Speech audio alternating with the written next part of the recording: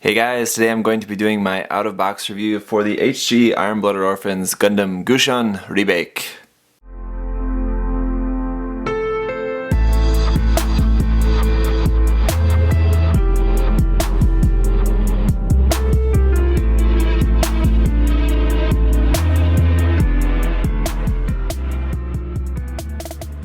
So as we now well know, what the Gusion Rebake is basically the Gundam Gusion was captured by Tekkaden in the Iron-Blooded Orphans story, and then they just sort of redesigned it, took away a lot of the bulk and sort of reshaped it, sort of some of the bulk they kept, but sort of reshaped it into the backpack and the sort of back skirt slash shield parts that it has. I gotta say, it's definitely a pretty goofy looking Gundam, I gotta say.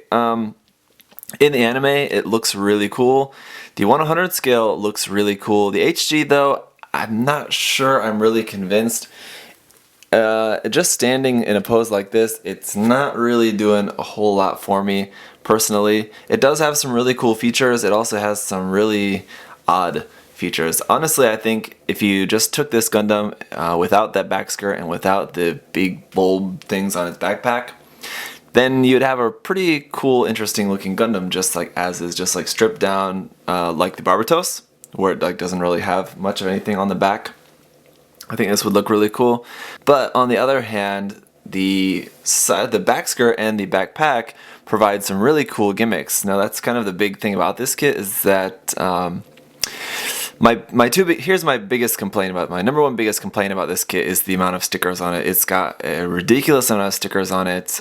If you're going to be painting this kit, you're going to have to do a lot of masking on it. If you're not going to be painting this kit, it's honestly not going to look that good without painting. So as you can see here, it's just not that exciting. It's got so many stickers. Half the stickers don't really look very good. So yeah, you're going to have to paint this kit, and painting is going to be a lot of masking. So that's kind of my big complaint about this kit. Otherwise, there are a few seam lines which are just pretty normal seam lines for an HG, like the top of the shoulders, the tops of the backpacks. The head actually doesn't really have any seam lines, which is nice. So really not too bad, just a few. Seam line on the weapon too, of course, but again, that's normal for an HG. But you know, like I said, the main point about this kit is the gimmicks. For me personally, I think it does have really nice articulation because it is sharing basically the same exact frame as the Barbatos, which as we know is very, very nicely articulated. So it does have that going for it, and it just has some really cool gimmicks. So let's talk about that. First, let's get a closer look at just the kit itself. I'll show you a bit about some of the articulation, though. As I said, it's going to be essentially the same as the Barbatos. So here's the head, actually one of two heads that we get with the kit. You can see basically inside there we've got a sticker for like the face part, an orange and gray sticker that comes around, wraps around the chin part, a sticker, the green part is a sticker, and then this like two stickers on the sides there, the white parts of the camera, white parts on the side of the camera stickers. Here on the side of the head, two white square stickers. These white fins on the top, those are white stickers that wrap around there. So just the head's just filled with stickers there.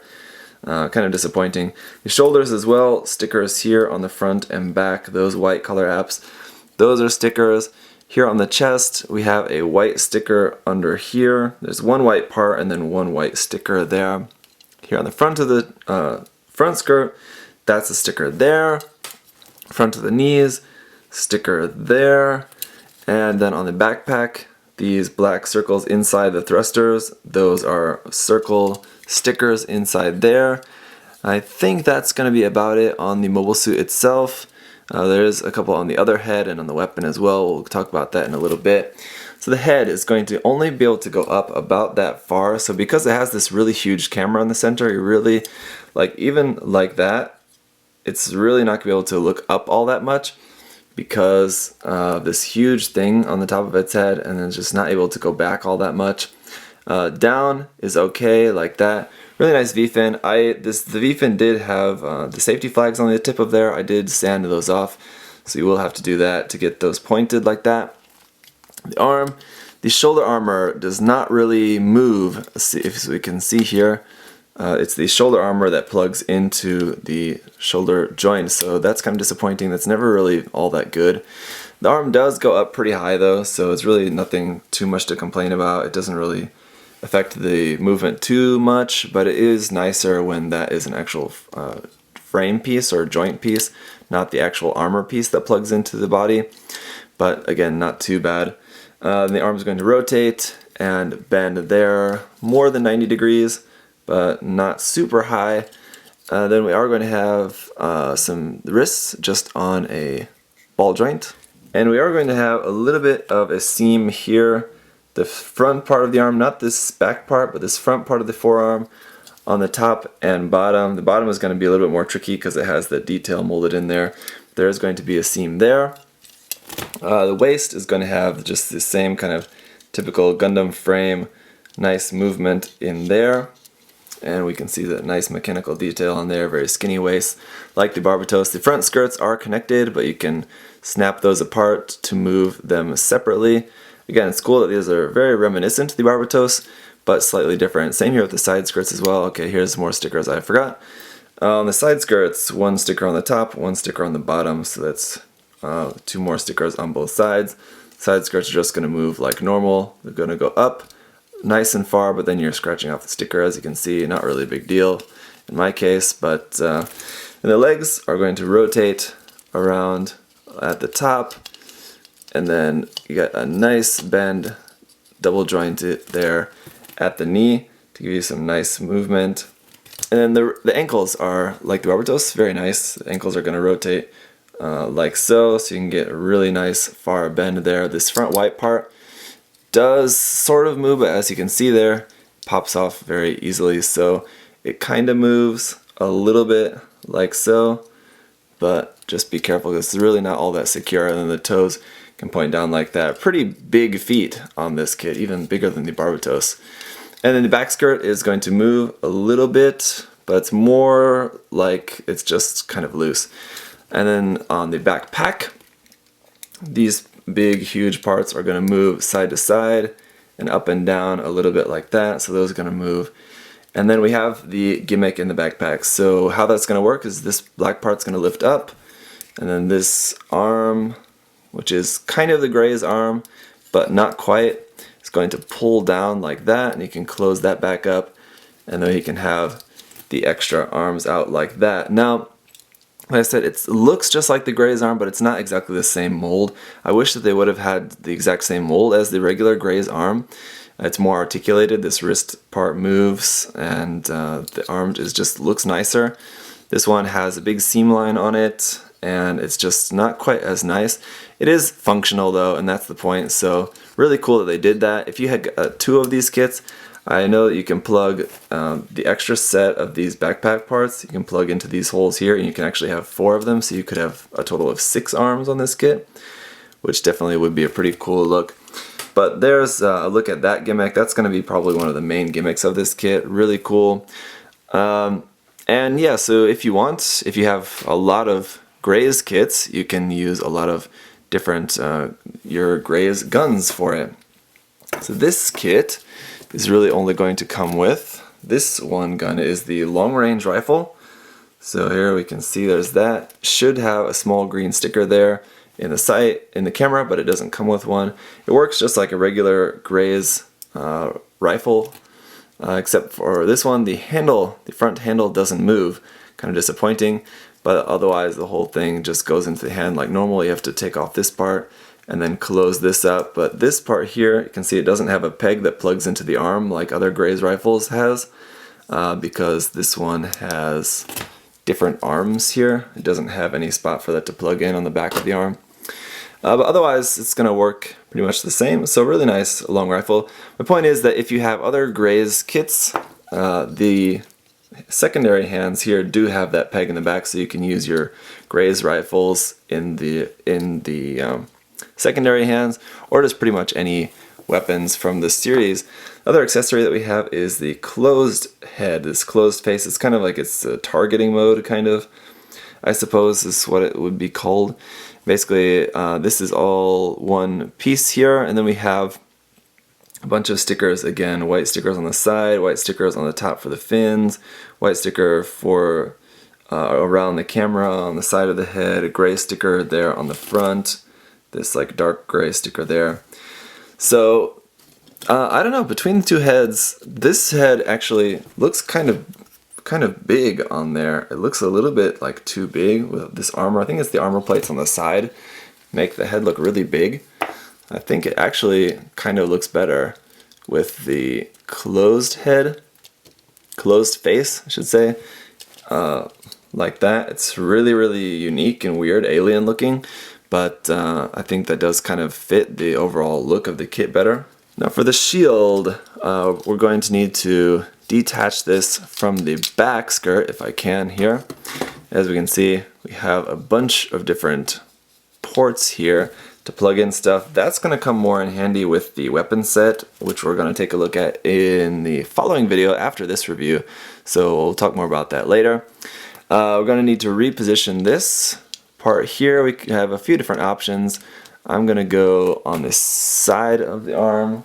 Here you can see we have the same holes in the back of the arm here. We can plug this peg that was plugging this into the back skirt, just plug it into the back of the arm. And then, there we go, it's holding the shield on the side of the arm. Now it is kind of interfering a little bit here with the shoulder armor, so I'll kind of have to reposition it a little bit. Something like that, there you can see. And then, so there's this, obviously a lot of masking going to be involved here to paint all of that in the correct colors it should be. But there's essentially its shield. So let's go ahead and get this up on an action base. So for comparison's sake, here's all the team here.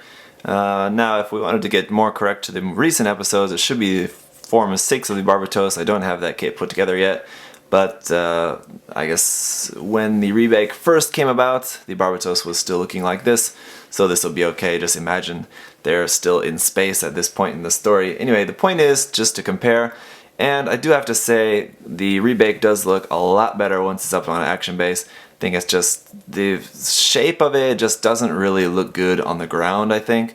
I suppose that could be different depending on, you know, what kind of pose you wanted to go for. If you wanted to have it with like tons of guns, that might look cool. Maybe giving it like a couple of the long cannons like it appeared in the most recent episode, something like that. But for me, I think it's going to look best up on action base. So one thing, as you can see here, is that it's really going to have no trouble at all holding up that rifle. Although it is longer, it really isn't going to add a whole lot to the weight at all.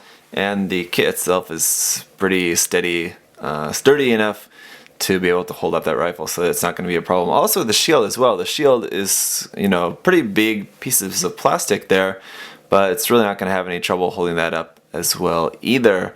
So really nothing too much in terms of weight issues, despite this having some larger parts on it. So here he is with all those extra arms out, and as you can tell, it's a pretty impressive look. If you're the kind of person that wanted something like really super unique, I think this is definitely pretty unique.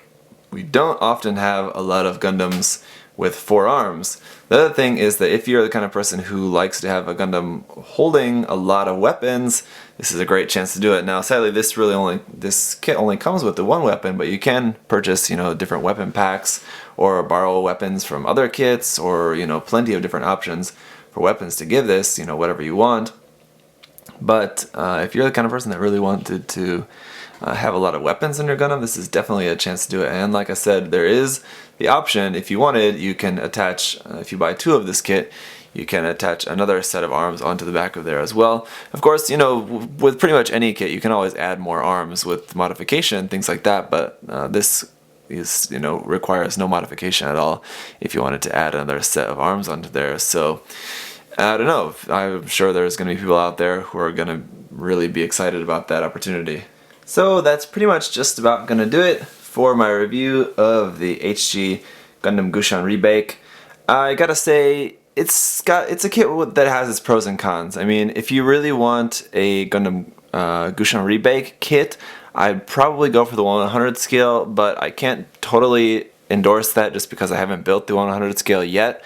But I can pretty much assume and know that it's probably going to be a better kit. The problem with the 1/100 scale kit is that It's definitely a lot more expensive because you're getting all the parts to make the regular Gusion as well, and then of course if you build this one then you waste all those Gusion parts, and I kind of have an issue with that kit because of that, but we'll talk about that when we review that kit. In the meantime, this kit, yeah, it has pros and cons. It's cheap. That's basically the big advantage that it has over the 1/100 scale, is that it's much cheaper. It's smaller, maybe if you don't have a whole lot of space. Yeah, I don't know, but otherwise, yeah, cool kit, cool gimmicks, great detail, great articulation, but it's going to require some serious work to make it look good. But you know, that's all part of the fun. So with that, that's gonna pretty much wrap it up for me, guys. If you have any other questions or comments, leave those down below. Otherwise, I'll see you guys in the next review. We're gonna be taking a look at the weapon set that you can use with this kit and others in the series. So I'll see you then. Bye bye. And one last thing is just gotta say a big thank you as always to MindFenix Hobby Store for sending me this kit to share with you guys. If you're living in Australia, please do check out their website and shop with them, support them, because they support me to bring you a lot of awesome videos. So thanks guys, see you next time.